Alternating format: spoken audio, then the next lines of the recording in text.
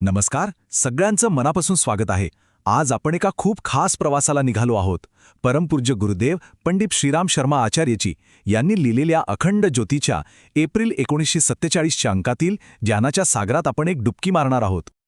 हो, हा फक्त एक लेख नाहीये, हा एक प्रेरणादायी सारांश आहे जो आपल्याला जीवनाकडे बघण्याचा एक पूर्णपणे नवीन दृष्टिकोन देऊ शकतो. चला तर मग या आध्यात्मिक प्रवासाची सुरुवात करूया. तर या सगळ्या विवेचनाचा केंद्रबिंदू काय आहे? तो आहे अखंड ज्योती, म्हणजे आपल्या प्रत्येकाच्या आत तेवत असलेली ती आत्म्याची शाश्वत, कधीही न विझणारी ज्योत. पण खरंच आपल्या आत अशी कोणती ज्योत आहे का जी आपल्याला जीवनाच्या प्रत्येक कठीण वळणावर योग्य मार्ग दाखवू शकेल? चला, याच प्रश्नाचं उत्तर आज शोधूया. आणि या प्रश्नाचं उत्तर शोधायचं असेल तर त्याची सुरुवात कुठून होणार? ती होणार स्वतःला ओळखण्यापासून. आपलं खरं स्वरूप काय आहे, आपला आत्मा म्हणजे नक्की काय, हे आधी समजून घ्यायला हवं. तर हा आत्मा म्हणजे काय? सोप्या भाषेत सांगायचं तर आत्मा म्हणजे आपलं अमर, दिव्य आणि खरं स्वरूप. हे आपलं शरीर किंवा सतत बदलणारं मन नाही, तर त्याहून खूप वेगळं आणि श्रेष्ठ आहे. असं समजा की त्या विराट वैश्विक चेतनेचाच एक लहानसा अंश आपल्या आत आहे. आता बघा, शरीर, मन आणि आत्मा यांच्यातला फरक किती मोठा आहे. शरीर आणि मन हे तात्पुरते आहेत, सतत बदलत राहतात, मर्यादित आहेत आणि म्हणूनच अहंकाराला जन्म देतात. पण आत्मा, तो शाश्वत आहे, कधीही न बदलणारा, अनंत. आणि सगळ्यात महत्त्वाची गोष्ट म्हणजे खरा आनंद बाहेर कुठे नाही, तो आत आहे, याच आत्म्यामध्ये. किती सुंदर उपमा आहे ही, नाही का? शरीर एक रथ आहे, इंद्रिय घोडे आहेत, मन लगाम आहे, पण आत्मा त्या रथाचा स्वामी आहे. हे वाक्य आपल्याला नेहमी आठवण करून देतं की आपल्या जीवनाचा खरा सारथी, खरा स्वामी कोण आहे. ठीक आहे, तर आपण स्वतःला ओळखलं, आपलं खरं स्वरूप समजून घेतलं. आता पुढे जाऊन हे पाहूया की हे आत्मस्वरूप विचार आणि कर्माच्या माध्यमातून या जगात कसं काम करतं. एक गोष्ट कायम लक्षात ठेवा, आपले विचार हेच आपल्या नशिबाचं बीज आहेत. याचा अर्थ काय? तर आपलं जे आतलं जग आहे, आपले विचार, तेच आपल्या बाहेरच्या परिस्थितीला आणि अनुभवांना आकार देतात. ही खूप मोठी शक्ती आहे आपल्या हातात. पण हे घडतं कसं? इथेच तर कर्माचं चक्र सुरू होतं. बघा, सगळी सुरुवात होते एका विचाराने. तो विचार आपल्याला कृती करायला भाग पाडतो.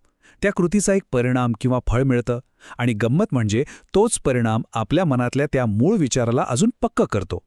हे चक्र असंच अव्याहतपणे सुरू राहतं. आणि म्हणूनच तर म्हणतात, जे पेराल तेच उगवेल. हा कर्माचा साधा सरळ पण शाश्वत नियम आहे. तो आपल्याला शिकवतो की आपल्या प्रत्येक कृतीची जबाबदारीही आपलीच आहे. मग आता प्रश्न उरतो की या ज्ञानाला आपल्या रोजच्या जीवनात कसं आणायचं. त्यासाठी आपल्याला शुद्ध आणि सुसंवादी जीवन जगण्याचा मार्ग समजून घ्यावा लागेल, ज्याला सात्विक मार्ग असं म्हणतात. आता सात्विक जीवन म्हणजे काय? काहीतरी खूप अवघड गोष्ट नाहीये. त्याची तत्त्व अगदी सोपी आहेत. शुद्ध आहार घ्या, चांगल्या लोकांच्या संगतीत राहा, नेहमी खरं आणि गोड बोला, कुठल्याही फळाची अपेक्षा न ठेवता आपलं काम करा आणि सगळ्यात महत्त्वाचं, आपल्या मनाला शिस्त लावा. या छोट्या छोट्या गोष्टींमधूनच आपण मोठं आध्यात्मिक परिवर्तन घडवू शकतो. चला, आत्तापर्यंत आपण जे काही समजून घेतलं त्याचा एकदा थोडक्यात आढावा घेऊया. या मासिकातील लेखांमधून आपल्याला मिळणारी मुख्य शिकवण काय आहे ते पाहू. तर यातले काही मुख्य मुद्दे असे आहेत. आपलं खरं स्वरूप हे शरीर नसून अमर आत्मा आहे हे ओळखणं. मन हे एक प्रचंड शक्तिशाली साधन आहे, त्याला ताब्यात ठेवून आपलं नशीब घडवणं. प्रत्येक कृती कर्माच्या नियमात बांधलेली आहे, म्हणून नेहमी जागरूक राहून काम करणं. जीवनाचा अंतिम उद्देश हा आध्यात्मिक प्रगती आणि आत्मसाक्षात्कार आहे. आणि खरं स्वातंत्र्य तेव्हाच मिळतं जेव्हा आपण अहंकार आणि आसक्तीवर विजय मिळवतो.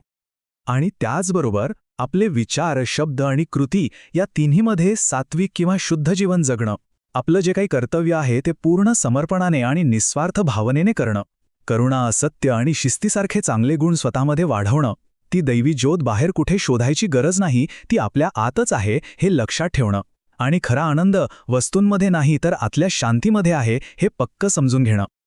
आणि शेवटी गुरुदेवांचा हा एक अतिशय सुंदर आणि प्रेरणादायी संदेश.